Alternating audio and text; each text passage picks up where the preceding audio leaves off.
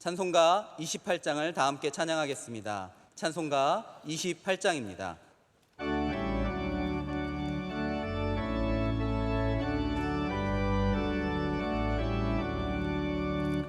고개 근원 강림하사 찬송하게 하소서.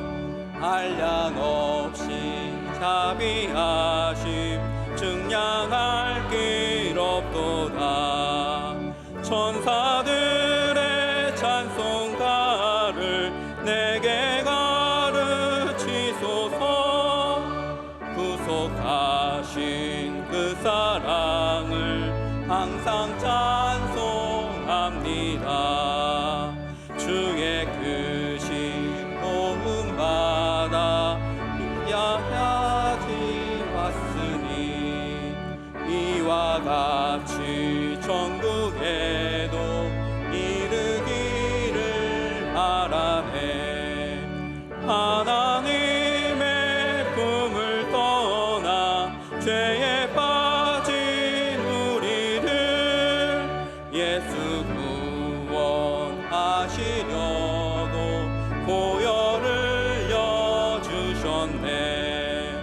주의 귀한 은혜 받고 일생 빚진 자 되네. 주의 은혜 사슬 되사 나를 주께 해소서.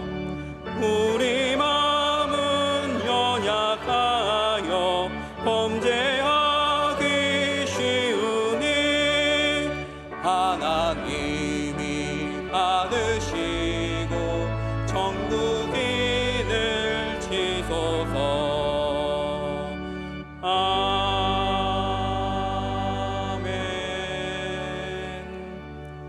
오늘 우리에게 주신 하나님의 말씀은 구약성경 레위기 19장 9절에서 10절까지의 말씀입니다. 구약성경 레위기 19장 9절에서 10절까지의 말씀입니다. 레위기 19장 9절에서 10절까지의 말씀을 함께 천천히 합독하겠습니다. 너희가 너희의 땅에서 곡식을 거둘 때 너는 밭 모퉁이까지 다 거두지 말고 내 떨어진 이삭도 줍지 말며 내 포도원의 열매를 다 따지 말며 내 포도원에 떨어진 열매도 줍지 말고 가난한 사람과 거류민을 위하여 버려두라. 나는 너희의 하나님 여호와이니라. 아멘.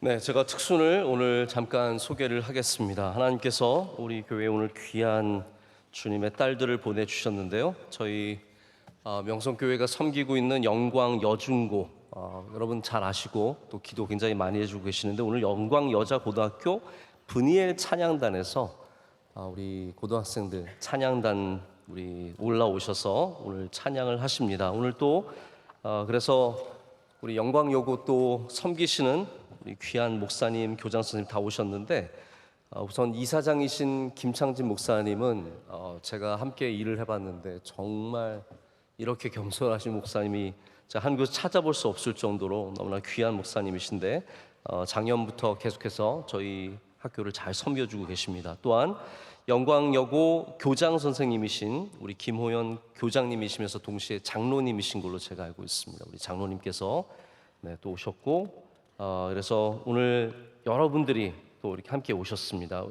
오늘 브니엘 찬양단 앞으로 나와서 찬양할 때 여러분 크게 박수로 환영해 주시면 감사하겠습니다. 네.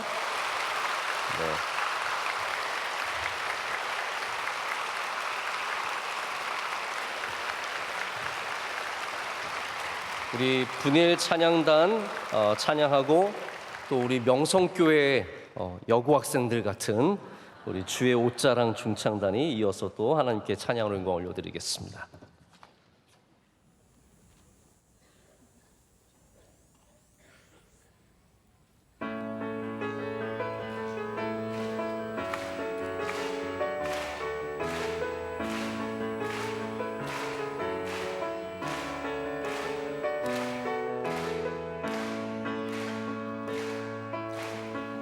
땅이여 주님을 찬양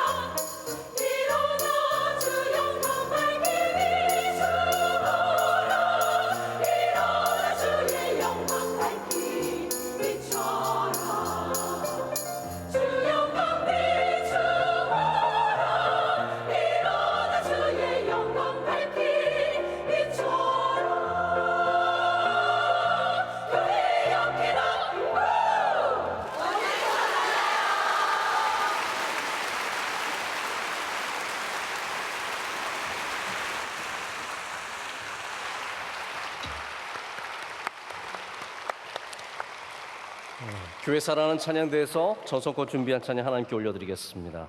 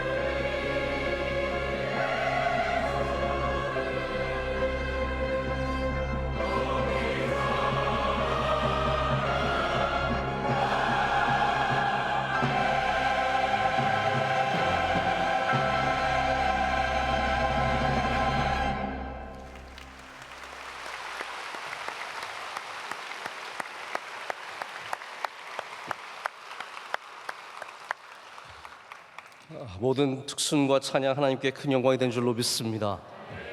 오늘 수요예배 찬양인데 무슨 일이세요? 아니 뭐 왜 이렇게 많이 오셨어요? 원래 이렇진 않잖아요 저희가. 네. 근데 오늘 특별히 많이 오셨는데 너무나 귀한 찬양 진심으로 감사를 드립니다. 오늘 주보와는 좀 다르게 강사 목사님을 모시게 되었습니다. 어제 목사님께서 미국에서 가족들과 함께 한국에 오셨는데 제가 타이밍을 보니까 오늘 말씀을 전해주시는 게 딱 모든 면에서 가장 적절하실 것 같아서 여러분 오해하지 마세요. 제가 안 하려고 하는 게 절대로 아닙니다. 그래서 오늘 귀한 박은성 목사님을 모시게 되었는데 아마 박은성 목사님을 기억하시는 분들도 계실 겁니다. 우리 명성교회에서 오랫동안 함께 사역을 하시고 또 원로 목사님 비서도 하시고 청년부 또 총괄 목사로서 귀하게 섬기시다가 미국의 이민교회에 가장 오래되진 않았지만 어머니 교회와 같은 나성영락교회에 지금 담임 목사님으로 심우를 하고 계십니다. 나성영락교회는 제가 미국에서 다녀보면 목사님 어디 출신이세요? 그러면 전 나성영락 출신입니다 하는 분이 굉장히 많습니다. 그 정도로 아주 귀한 선교의 사역과 목회의 사역, 그리고 다음 세대를 위한 사역을 풍성하게 하시고 뭐 교회 규모도 당연히 미국에서 가장 큰 교회 중에 하나인 참 귀한 교회입니다.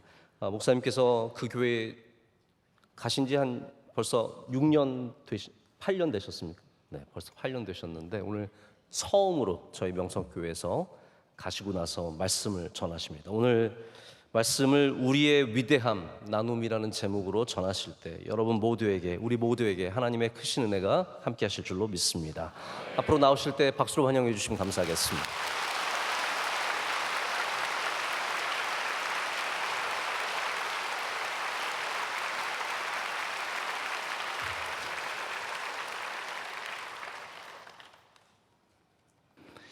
2016년 겨울 여기에서 고별선 일교를 하고 또 마지막 인사를 드렸는데 이제 8년이 지나서 다시 이 자리에 서서 뵐 수 있게 되었다는 것이 참 감격스럽습니다. 돌아보면 우리 얼러 목사님께서 항상 하시던 말씀, 모든 것이 하나님의 은혜였음을 고백하게 됩니다. 잠시 제가 기도하겠습니다. 하나님, 참 부족한 종을 이 귀한 강단에 세우셨습니다. 성령 하나님께서 우리의 심령 가운데 운행하여 주시고 충만히 역사하여 주셔서 사람의 말이 아니라 오직 하나님의 말씀만이 전해지게 하여 주시옵소서. 입술의 모든 말과 마음의 묵상이 온전히 주님께 연락되기만을 소망할 때에 예수님 이름 받들어 기도합나이다. 아멘. 저는 안식월을 맞아서 제가 지내는 LA를 떠나 어제 인천에 미국에서 이제 한국으로 오게 되었습니다. 그래서 어제 도착했는데요. 공항에 이제 도착해서 알게 된 사실이 제가 양복을 가지고 오지 않았다는 걸 알았습니다. 집 문 앞에 그대로 두고 분주하게 나오느라고 양복을 문 앞에 두고 와서 어떡하나 하고 있었는데 어제 우리 담임 목사님께서 제게 내일 저녁 말씀을 전하면 어떻겠냐고 하셔서 목사님 여차저차해서 제가 사실 정장이 없어서 말씀을 못 전하기 어려울 것 같습니다 라고 말씀을 드렸는데 목사님께서 목사님 괜찮습니다. 우리 사이즈가 같으니까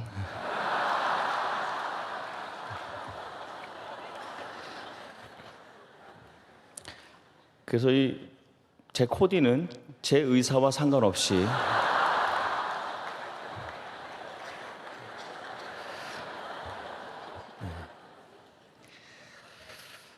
저는 10여 년 전에 미국에서 학업을 다 마치고 기도했습니다. 하나님, 하나님께서 분명히 부르시는 곳이 있으실 텐데 제가 알게 하시고 또 응답을 받고 나면 분별하고 순종하게 해주십시오라고 했습니다. 근데 그때 저에게 가장 먼저 다가왔던 어떻게 보면 하나님께서 허락하셨던 자리가 명성교회였습니다. 너무너무 감사하고 감격한 가운데 명성교회에 와서 섬기게 되었는데요. 생각해 보면 그때 한번 어떻게 보면 처음으로 하나님께서 사역의 옷을 입혀 주신 것 같아요. 그래서 저희 가족이 결단하고 미국에 이제 꽤 오래 살았기 때문에 세간살이를 다 정리하고 가볍게 한국에 왔습니다. 그래서 일단 많은 짐을 정리하고 왔기 때문에 다시 이제 살림을 만드는 것이 좀 부담됐어요. 좀 가볍게 살면 좋겠다. 그래서 처음에는 와서 차도 안 사고요, 빌리지도 않고요. 항상 지하철과 버스를 이용해서 살았습니다. 조금 지나면서 보니까요, 한 여름이나 한 겨울이 너무너무 불편한 거예요. 그리고 이제 새벽에 또 밤에 이제 집하고 교회를 이제 오가면서 안 되겠다 싶어서 큰 맘 먹고 수십만 원짜리 자전거를 샀습니다. 네. 그전에는 이제 사택에서 집까지 한 15분 정도 걸렸는데 자전거를 타니까요, 조금 속도를 내면 3분 만에도 오니까요, 그렇게 과속한 건 아닌데 얼마나 이제 편한지요. 그래서 갑오처럼 여기고 있었는데요. 불과 몇 달이 지나서 어느 날 저희 가족이 마트에 갔어요. 큰 마트에 가서 우리 자전거를 이제 묶어두고 올라가서 장을 보고 왔는데 와서 보니까 자전거 안장이 없는 거예요. 네. 돈이 될 만하니까 안장을 이제 뽑아 가신 것 같더라고요.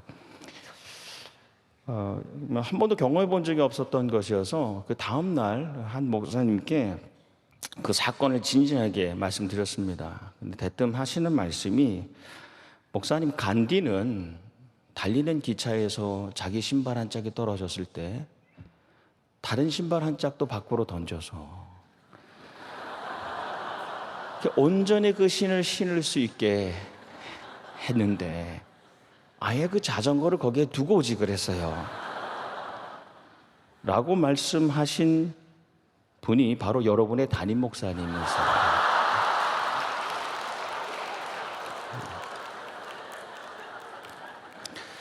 그래서 오늘도 이렇게 저를 이 머리에서 발끝까지 나눔을 실천하시고 그대로 입고 엘리에로 가도 된다고 하시더라고요. 그래서 제가 그때 그 말씀을 듣고 그 자전거를 가지고 그 마트 앞에 그 자전거를 그대로 두고 오지 않았습니다. 즉시로 안장을 새로 샀어요. 그래서 그 다음부터는 조금 이 자전거에서부터 멀어질 때는 안장을 뽑아서 가방에다 넣고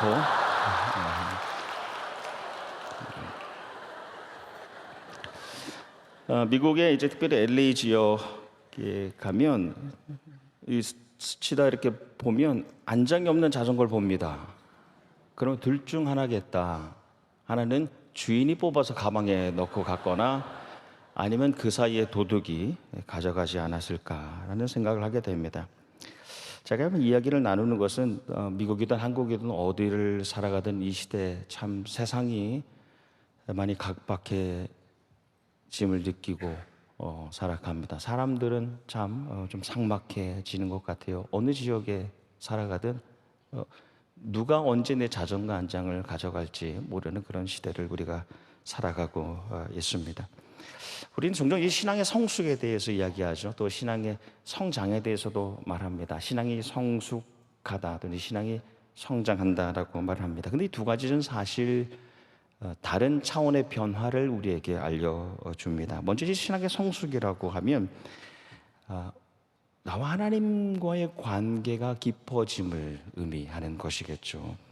그래서 이 심령에 기적적인 변화가 일어나는 것을 우리가 성숙된다라고 말합니다. 그래서 우리 심령에 예수님을, 이 주님을 담아내게 되면서요, 내가 분노할 수 있는데 인내하게 된다는 말이죠. 자랑할 수 있어요, 충분히. 하지만 그래서 겸손하게 나를 만들어 주십니다.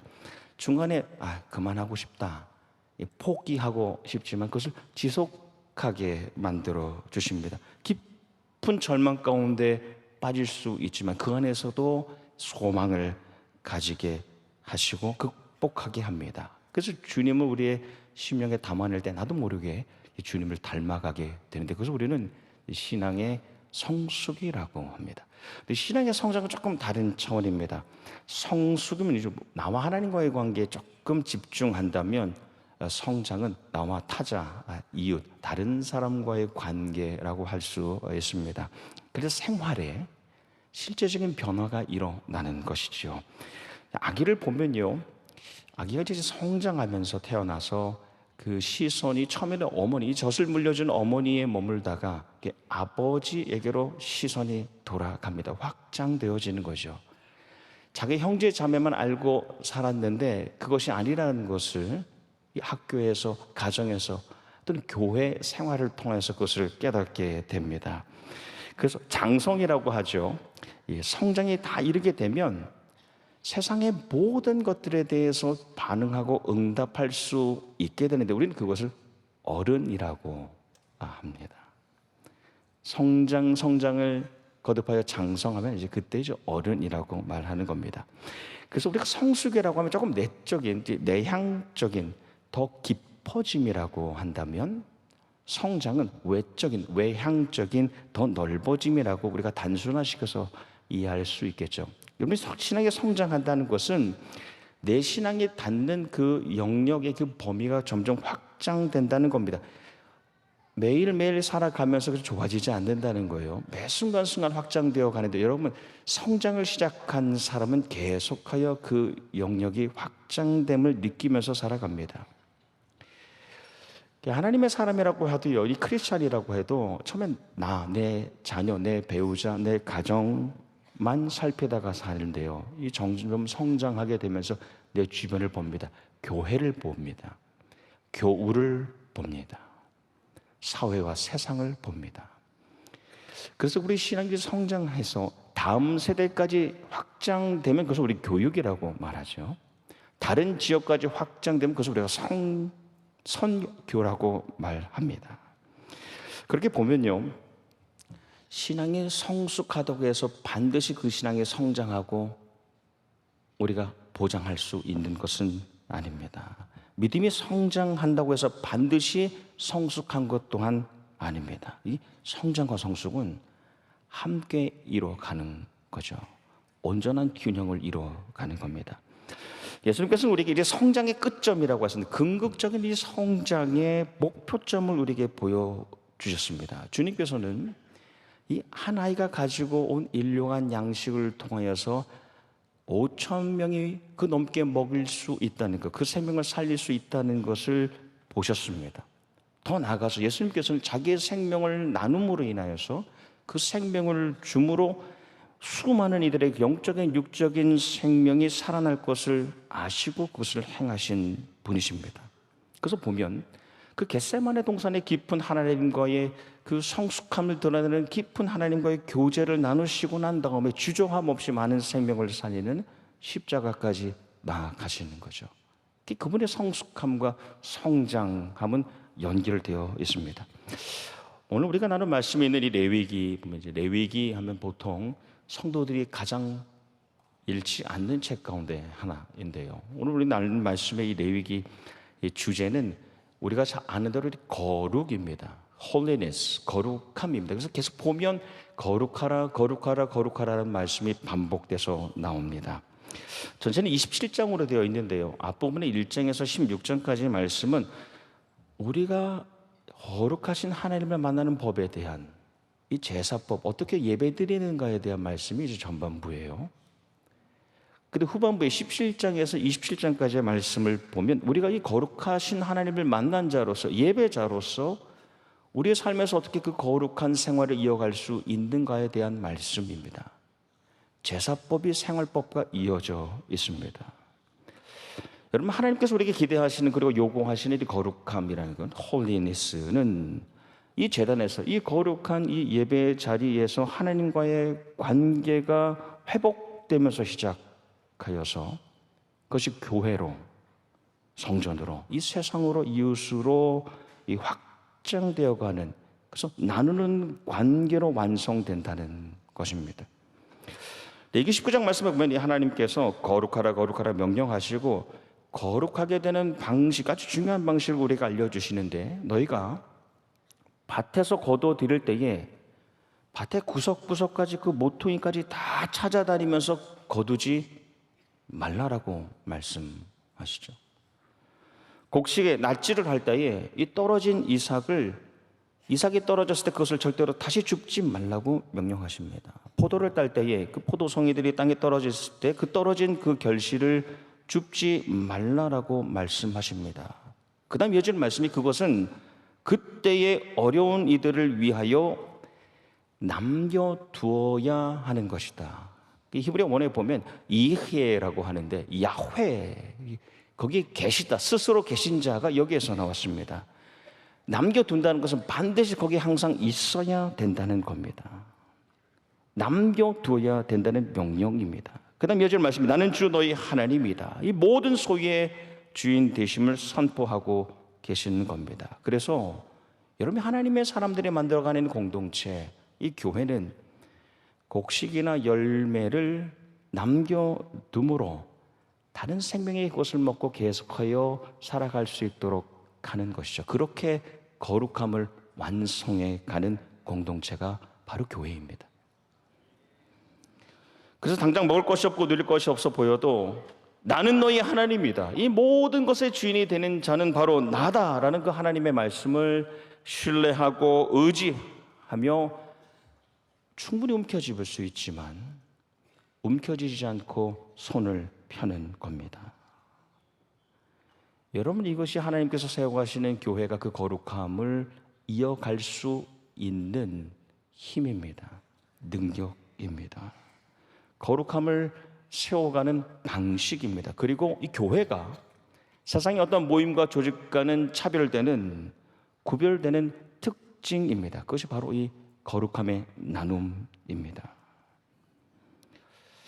그래서 성숙과 함께 성장에 이르는 이 하나님의 백성의 능력이 됩니다. 여러분, 그래서 교회의 힘은요, 교회의 능력은 가두는 것에 있지 않고 나누는 것에 있지 않습니까? 가둠이 아니라 나눔이 바로 교회의 힘입니다. 예전 신명기 말씀에 보면 내 손을 움켜쥐지 말고 반드시 내 손을 펴라라고 말씀하시는데, 여러분, 하나님의 말씀이 참 세심하세요. 그 말씀 가운데 너희 이웃의 품꾼의 삭슬, 그러니까 임금을, 페이를 밤새도록 가지고 있지 말라라고 주인에게 말씀하십니다. 여러분, 주인이 일꾼에게 즉시로 그 페이를 주지 않고 임금을 주지 않으면 하루 일용한 양식을 먹고 살아가는 일꾼들은 아마 내일을 걱정하지 않지 않겠습니까? 걱정하게 되지 않겠습니까? 그래 하나님께서 세밀하게 명령하시는 거예요. 그렇게 하지 말라는 겁니다. 나눔을 통하여서 그 사람이 계속하여 살아갈 수 있게 하라는 겁니다. 그런 사람들이 모여서 하나님의 공동체를 세워가라는 겁니다. 그렇게 교회를 이루어가라는 명령입니다. 그래서 하나님의 시선은 이 은혜의, 이 뜨거운, 이 거룩한 예배가 올려진 이 제단에서 시작되어서 여기에만 머물지 않으시고 항상 이 놀라운 예배의 은혜를 받은 이들이 헌신의 삶으로, 나눔의 삶으로 나아가는 거기까지 하나님의 시선이 이르게 된다는 것이죠. 하나님은 우리 소유 능력이 아닌 나눔 능력에 집중하시는 분이십니다. 지난 44년, 얼마 전 우리 44주년 우리 너무나 기쁜 셀러브레이션 기념 주일을 지난 것으로 알고 있습니다. 저도 미국에서도 또 함께 축하하고 축복하는 시간을 가졌습니다. 여러분, 우리 명성교회가 세상을 감동시켜 온 능력이 무엇인가? 가둠의 힘이 아니라 항상 나눔의 힘 아니었습니까? 네. 거기에 하나님 알지 못하는 사람들도 감동받아서 이곳으로 나온 것이라 생각이 됩니다. 기독교 역사상 어떤 교회도 정말 이 나눔의 사역을, 또 나눔의 능력을 발휘하고 감당한 교회는 그리 많지 않았고, 또 우리 명성교회는 그 사역을 감당하고 있기에 그래서 힘 있는 강력한 교회인 줄 믿습니다. 우리 명성교회에서 제가 섬겼던 거의 정확히 5년의 시간을 돌아보면서 많은 날들이 기억이 납니다. 그 가운데 2016년 제가 막 떠나기 직전에, 그때 추수감사절 그런 주간이었습니다. 원로 목사님께서, 그때 제가 비서실에 있었는데 저에게 이 추수감사절에 교인들이 가져온 곡식, 과일들 상하기 전에 빨리 나눠주라고 저에게 말씀하셨습니다. 그래서 곳곳에 어려운 분들에게 이것을 나눠드려야 되겠다라고 생각을 하고 있던 그때에 LA의 나성영락교회 청빙위원분들이 명성교회를 방문하셨어요. 새로운 목사님을 찾기 위해서 그냥 오셨어요. 근데 그 당시 제가 맡았던 일 중에 하나가 우리 교회를 명성교회로 소개하는 그런 일이었습니다. 근데 청비위원분 중에 한 장로님이 저에게 물으시는 거예요. 목사님, 여기 있는 이 곡식들, 과일들 이제 어떡합니까? 나중에 알았지만 그건 인터뷰 질문이었던 것 같아요. 저희 교회는 이렇게 다 모으고 난 다음에 주변에 동사무소나 또 어려운 어르신들, 또 가난한 이웃들에게 나눠주고 있습니다라고 자신 있게 답을 했습니다. 가두지 않고 나누는 능력, 그것이 우리 명성교회의 가장 위대한 능력, 44년 동안 보여온 능력이라 저는 확신합니다. 이 땅에 예수님의 능력은 무엇입니까? 자기 삶의 모든 것을 세상을 향하여, 이웃을 향하여 나누신 것, 그것이 아닌가요? 그리고 모든 것을 나누시고 그 마지막 생명까지 나누시는 그 십자가를 통하여서 그 예수님의 가장 강력한 능력이 드러나게 되지 않습니까? 여러분, 십자가는 세상의 관점에서 보면 아무것도 없는 거잖아요. 완전히 발가벗겨져 있는 그런 상태 아닙니까?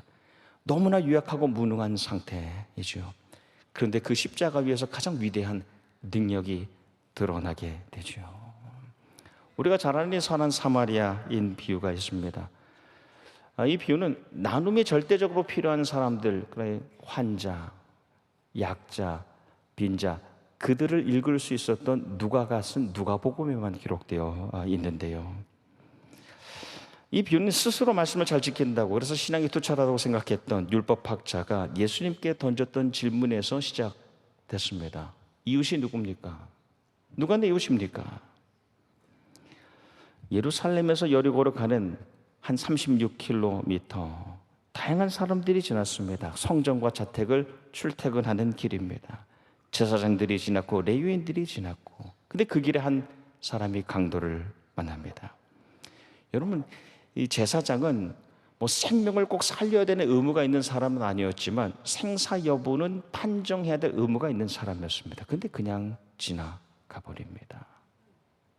레위인은 율법을 잘 지키는 본이 되는 사람이라고 하였는데 말씀의 본이 피하여 지나갑니다. 제사장도 레위인도 아니라 선한 사마리아인이, 사실 율법과는 상관없는 사람이에요. 그런데 그 사람이 다른 이들과 달랐던 것은 말씀에 가까이 다가가서입니다. 가까이 다가가서. 그래서 예수님께서는 그럼 누가 나의 이웃입니까? 라는 짓궂은 질문에 대하여 그 질문을 바꿔서 되물으시지요. 누가 그 사람의 이웃이 되겠느냐? 내 이웃을 규정해 주십시오 라는 나쁜 질문을 바꾸셔서 강도 만난 그 사람이 너를 이웃으로 여길 수 있도록 가까이 나아가라. 그래서 H. 그리븐이라는 학자는 아무도 이웃이 누구인지 정의할 수 없다. 그 누구도 이웃이 누구인지 정의할 수 없다. 다만 이웃이 될 수 있을 뿐이다. 나눔의 대상이 넓어질수록 이웃의 지경은 점점 넓어집니다. 우리 삶의 공동체의 나눔은 더 많아지고 이웃은 더 넓어지는 것이죠. 여러분, 우리 명성교회가 자랑할 것이 참 많습니다. 오늘 수요 찬양대에 깜짝 놀랐습니다. 네. 저는 지난 8년 동안 주일 아침에 항상 듣는 찬양이 있습니다. 명성교회 찬양대 찬양을 항상 들으면서 주일 아침에 제가 섬기는 교회로 갑니다. 여러분, 우리 교회, 우리 명성교회가 자랑할 것이 참 많습니다. 근데 말씀을 준비하면서 수많은 자랑거리 가운데 명성의 자랑은 나눔을 통한 섬김이 아닌가 합니다.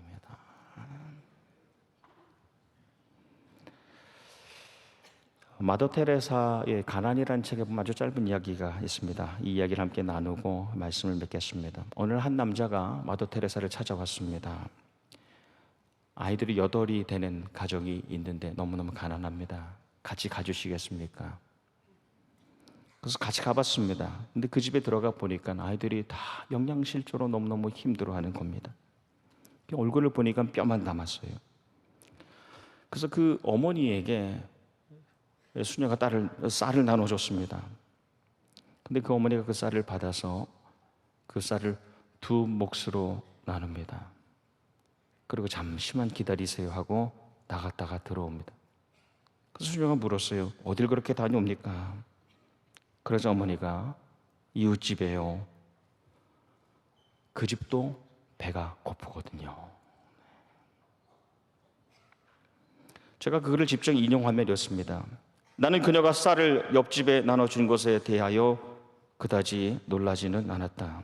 가난한 사람은 실제로 더 많이 나눌 줄 아니까. 하지만 내가 놀란 것은 그녀가 이웃집이 배가 고프다는 것을 이미 알고 있다는 것이었다. 저는 이것이 우리 명성교회의 자랑이 아닌가 생각해 봅니다. 항상 주변에 배고픈 사람들을 돌아볼 줄 아는 교회, 그렇게 예배에서 받은 은혜를 삶의 헌신으로 드러내는 성숙을 넘어서 성장하는 교회. 우리 명성교회는 하나님께서 은혜 주셔서 많은 능력을 가졌습니다. 나눔이라는 능력입니다. 그 힘을 가두지 않고 나눠서 이제는 이 지역을 넘어서서, 그렇죠, 명성교회는 지역을 넘어서서 한국을 넘어서서 전 세계의 수많은 사람들을 살리는데 나눔하고 있습니다. 생명을 살리고 영혼을 구원하는 위대한 사명을 감당하고 있습니다. 이 교회가 여기 있음으로 인하여서 생명을 살리고 영혼을 구원하는 놀라운 역사가 끊임없이 계속하여 활발하게 일어나기를 주님의 이름으로 축복합니다. 미국이나 한국이나 세상은 점점 삭막해집니다. 사람들은 점점 각박해지는 것 같습니다. 하지만 우리 명성교회는 하나님 주신 그 나눔의 능력을 끝까지 발휘하셔서 수많은 생명을 살리는 거룩한 교회로 우뚝 서시기를 주님의 이름으로 축원합니다. 이제 저는 몇 주면 돌아가게 됩니다.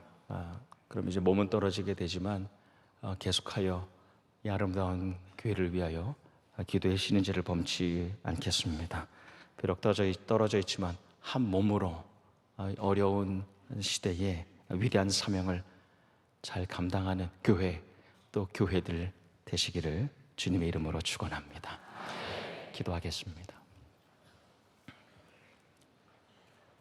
생명의 하나님, 우리가 매일 매주 이 아름다운 제단의 예배, 선포되는 하나님의 말씀을 통하여 받은 그 크신 은혜를 우리 안에 가두지 않게 하시고 오직 주님께 드려서 나누는 은혜의 통로로 계속하여 살게 하여 주시옵소서.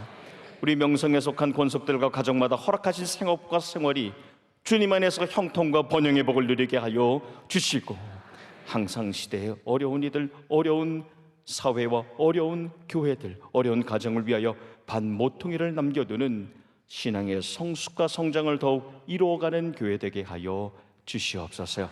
세우신 담임 목사님을 통하여서 선포되는 말씀이 우리의 생활에 아름다운 결실로 맺히게 하여 주셔서 이 시대에 주신 능력을 마음껏 발휘하는 위대한 교회로 우뚝 세워지게 하여 주시옵소서. 우리 가운데 새로운 능력과 새로운 노래를 더하여 주시는 주님, 예수님 이름 받들어 기도하옵나이다. 아멘.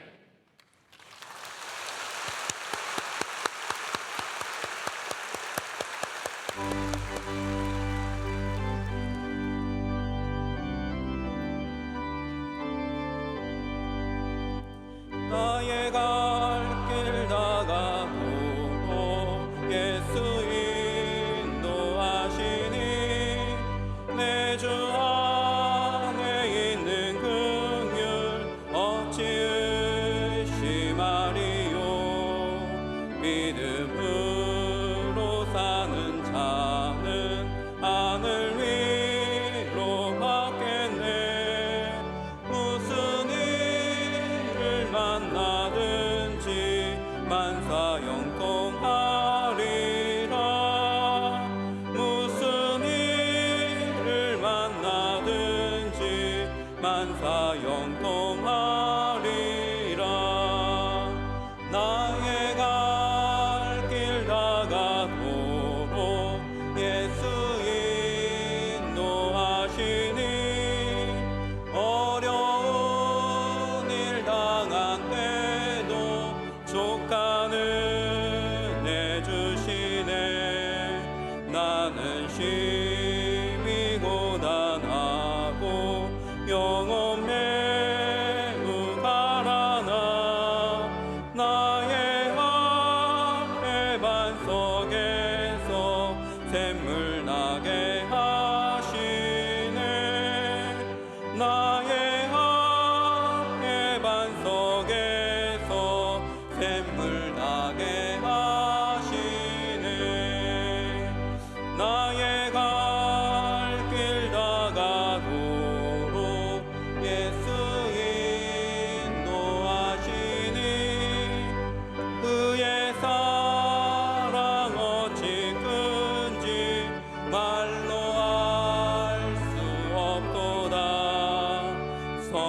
영광받은 영혼 하늘 날아갈 때에 영영 부를 나의 찬송 예수 인도하셨네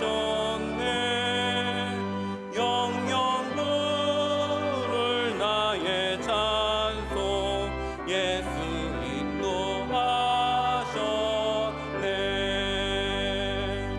아멘. 이제는 우리 주 예수 그리스도의 크신 은혜와 하나님 아버지의 영원하신 사랑과 성령님의 함께하시며 임재하심이 주의 말씀을 듣고 더욱더 성장하여 성숙하여 나눔의 길로 나아가기를 간절히 소망하는 주의 모든 사랑하는 백성들 가운데 이제로부터 영원토록 함께하시기를 간절히 축원하옵나이다. 아멘.